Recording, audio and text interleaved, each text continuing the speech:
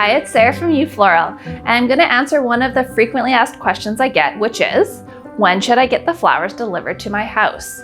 So if your wedding is on a Saturday, I would suggest getting your flowers on a Wednesday.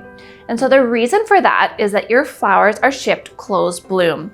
So I have an example here to show you what I mean.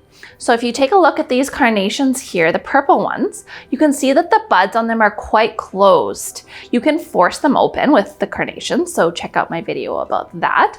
But generally your flowers are going to be closed like this, so they need a couple days to open up.